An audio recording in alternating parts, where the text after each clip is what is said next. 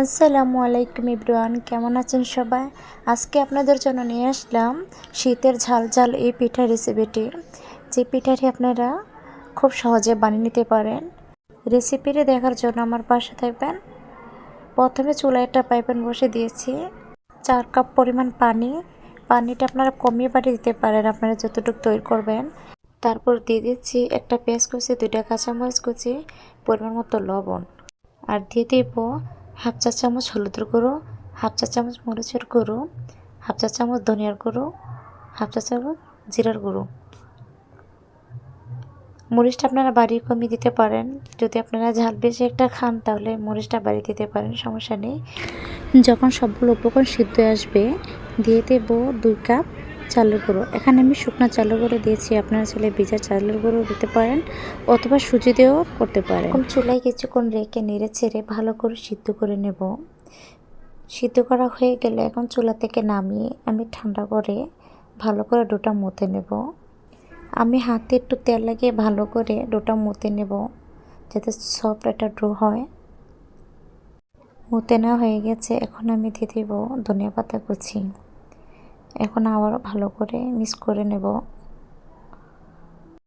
ডোটা মতে নেওয়া হয়ে গেছে, এখন একটু লেচি কেটে নিয়ে বড় করে একটা রুটি বেলে নেব।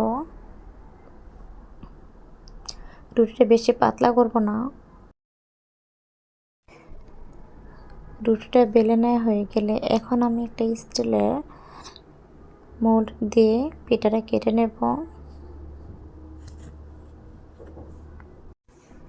আমি স্টিলের মোল্ড দিয়ে পিঠাটা কেটে নিচ্ছি।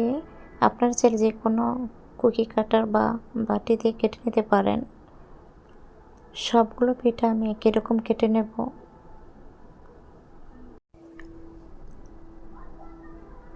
সবগুলো পিঠা কেটে নেওয়া হয়ে গেছে, এখন আমি পিঠাগুলো বেজে নেব। বেজে নেওয়ার জন্য চুলায় একটা কড়াই বসে দিয়েছি, পরিমতো তেল দিয়ে ভালো করে গরম করে নিয়েছি। এখন প্রত্যেকটা পিঠা তেলে দিয়ে দেব। দেখেন বন্ধুরা, পিঠাটা কত সুন্দর ফুলে উঠছে। এই পিঠাগুলো খেতে অনেক ভালো লাগে, ঝাল ঝাল পিঠা। এটা চট্টগ্রামের ঐতিহ্যবাহী ঝাল ঝাল পিঠা। আপনারা এই পিঠাটা বাসায় বানিয়ে ট্রাই করতে পারেন, খেতে মাশাআল্লাহ অসাধারণ লাগে। সবগুলো পিঠা বেজে নেওয়া হয়ে গেছে, এখন আপনাদেরকে দেখাচ্ছি। দেখেন পিঠাগুলো বেজে নেওয়া হয়ে গেছে। এই পিঠাগুলো সস দিয়ে খেতে অনেক ভালো লাগে। এখন একটা পিঠা আপনাদেরকে ভেঙে দেখাচ্ছি। দেখেন পিঠার ভিতরটা কতটা ক্রিস্পি হয়েছে।